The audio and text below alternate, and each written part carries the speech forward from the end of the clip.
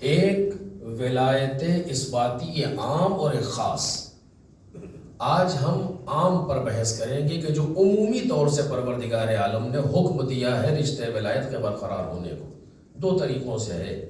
ایک وہ افراد ہیں کہ جن کے ساتھ خصوصیت کے ساتھ رشتہ ولایت برقرار ہونا چاہیے، اس پر انشاءاللہ بعد میں گفتگو ہوگی.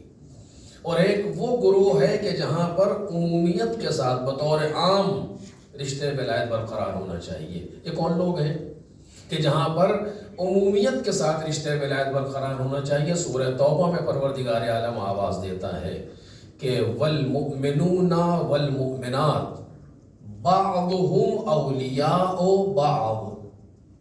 مومنین اور مومنات آپس میں ایک دوسرے کے ولی ہیں، اولیاء ہیں.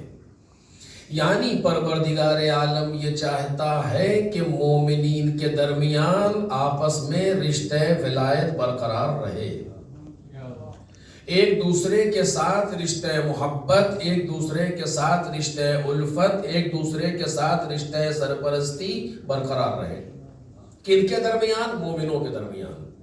وہاں ان لوگوں سے کہ جو اللہ کے دشمن اور مومنین کے دشمن ہیں، رشتہ ولایت کے برقرار ہونے سے روکا کہ خبردار ان سے رشتہ ولایت کو برقرار نہ کرنا، لیکن مومنین آپس میں رشتہ ولایت برقرار کریں. اس کا پروردگار عالم قرآن مجید میں حکم دے رہا ہے اس انداز سے کہ والمؤمنون والمؤمنات بعضهم اولیاء بعض. یعنی مومنین و مومنات آپس میں بعض وہ ہیں جو بعض کے ولی قرار پاتے ہیں. اب وہ کیسے ولی قرار پاتے ہیں یا یہ بعض کون ہیں، یہ ایک دوسری بحث ہے تفصیلی جس میں نہیں جانا. کہ بعض وہ ہیں مومنین جو بعض کے ولی قرار پاتے ہیں.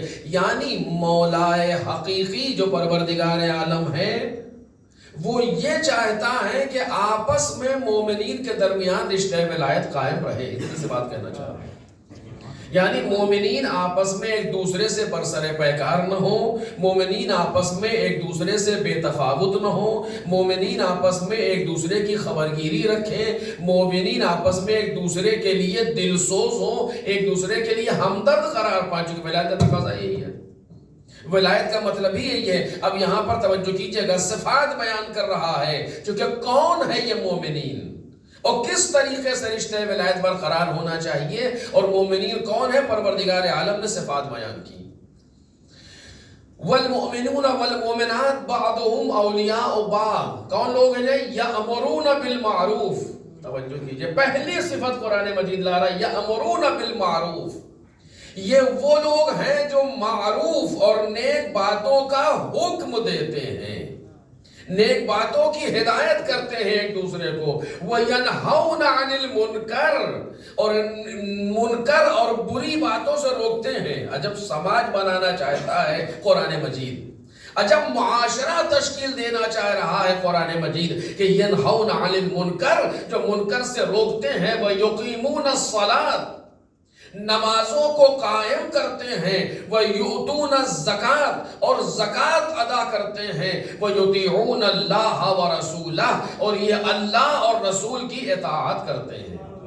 أُولَئِكَ سَيَرْحَمُهُمُ اللَّهُ، یہی وہ لوگ ہیں خدا عنقریب ان پر رحم کرنے والا ہے. ایک صلوات پڑھیں محمد اور آلہ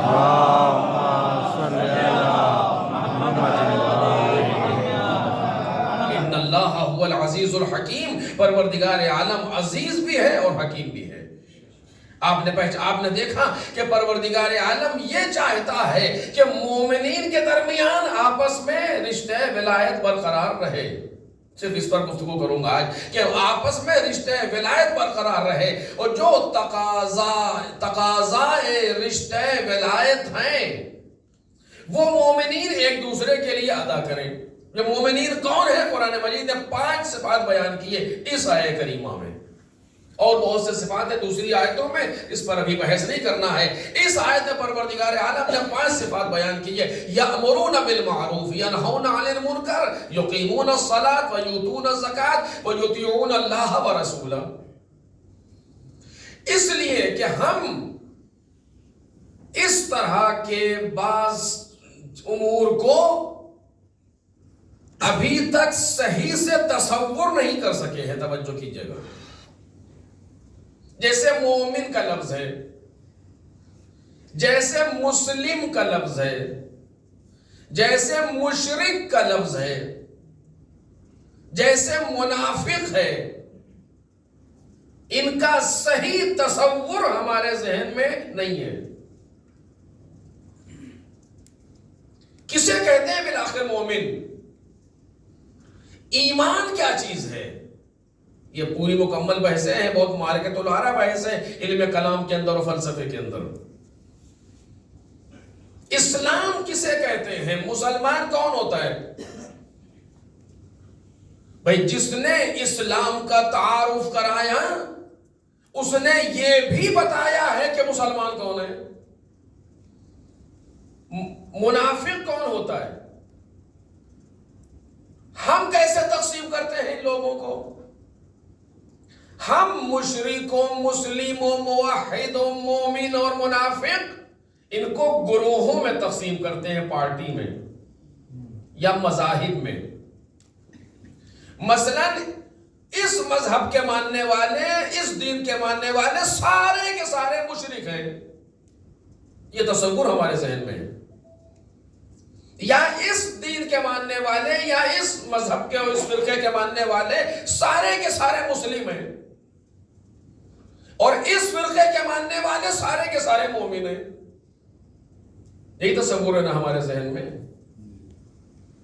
یعنی ہم نے ان صفات کو، جو صفات اہم ہیں قرآن مجید کے، ہم نے ان کو فرقوں پر تقسیم کر دیا. اس فرقے کے ماننے والے سارے کے سارے مسلمان، اس فرقے کے ماننے والے، اس دین، اس مذہب کے ماننے والے، اس ملک میں رہنے والے، یا وہ فلاں کے فلاں سارے کے سارے مشرک. اور جب مومن کہا جاتا ہے تو فوراً انسان اپنی طرف دیکھتا ہے کہ مومن سے مراد یعنی ہم. خدا کرے کہ ایسے ہی ہو، خدا کرے کہ یوں ہی ہو. لیکن آیا واقعاً ایسا ہی ہے؟ قیامت میں جب پروردگار عالم محشور کرے گا اور اٹھائے گا تو گروہوں پر تقسیم کر کے بلائے گا کہ اس مذہب کے ماننے والے سارے کے سارے مشرک ادھر چلے جائیں، یا اس مذہب کے ماننے والے سارے کے سارے مثلا منافق ادھر آ جائیں، یا ادھر رہنے والے مومنین نہیں ہے. اس طرح تقسیم ہوگی وہاں پر. یا توجہ کیجئے، دیکھیے ہمارے لیے آئیڈیل کون ہے؟ اگر ہم ان ساری چیزوں میں آئیڈیل ڈھونڈیں گے اور نمونہ ڈھونڈیں گے تو کون ہے؟ لَقَدْ كَانَ لَكُمْ فِي رَسُولِ اللَّهِ أُسْوَةٌ حَسَنَةٌ. رسول اللہ میں تمہارے لیے بہترین نمونہ ہے. رسول اللہ نمونہ ہے ہمارے لیے. ائمہ طاہرین علیہ الصلوۃ والسلام نمونہ ہے ہمارے لیے. انہوں نے کس طریقے سے تقسیم کیا؟ آیا ان کی نظر میں بھی اسی طریقے سے تقسیم ہو رہے تو لوگ، یا یہ تقسیم اس وقت پائی جا رہی تھی مثلا؟ نہیں، اس طرح تو نہیں تھا.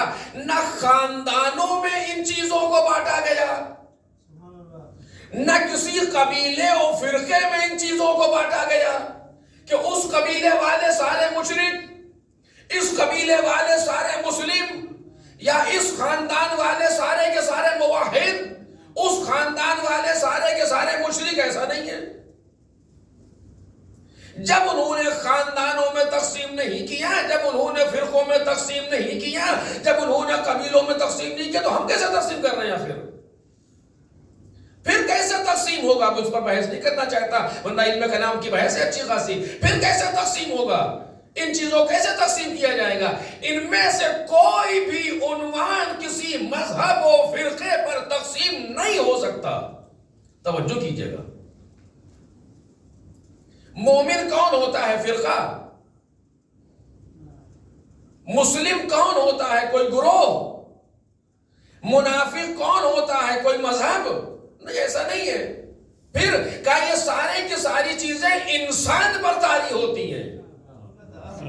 موحد ہوگا تو انسان ہوگا، مشرک ہوگا تو انسان ہوگا، فرقہ نہیں. مسلم ہوگا تو انسان ہوگا، فرقہ نہیں.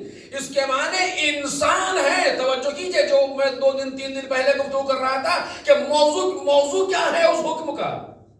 اگر اسلام و کفر و شرک و نفاق کا موضوع کیا ہے؟ کوئی مذہب کا نہیں. کس چیز کی صفات ہے؟ مذہب کی صفت ہے مسلم ہونا کا نہیں. کسی مذہب کی صفت ہے مشرک و منافق و موحد ہونا کا نہیں. پھر کیا چیز ہے؟ کہ یہ سارے صفات ہیں انسان کے. انسان ہے جو مشرک ہو سکتا ہے، انسان ہے جو موحد ہو سکتا ہے، انسان ہے جو مومن ہو سکتا ہے، انسان ہے جو منافق ہو سکتا ہے. ایسا ہی تو ہے کہ بالکل ایسا ہی ہے. یعنی انسان مومن ہو سکتا ہے. کیا مطلب؟ کہ اس آن ممکن ہے مومن ہو، اگلے لمحے منافق ہو جائے. اس کا امکان ہے یا نہیں؟ کہ بالکل امکان ہے. ایک انسان ابھی موحد ہے، 2 لمحوں کے بعد مشرک ہو جائے. ممکن ہے کہ بالکل ممکن ہے. تو یہ صفات کہاں طاری ہو رہی ہے؟ کہ اس کے نفس کے اوپر. توجہ کیجئے گا. اس کا مطلب یہ ہے کہ یہ سارے صفات جن کو ہم نے گروہوں میں، فرقوں میں، قبیلوں میں، مذاہب میں تقسیم کر دیا، ان کا تعلق نہ مذہب سے ہے، نہ فرقے سے ہے، نہ قبیلے سے ہے، بلکہ یہ کیف نفسانی ہے. انسان کے اوپر طاری ہونے والے صفات کسی پر بھی طاری ہو سکتے ہیں. ایک صلوات پڑھیں محمد اور آل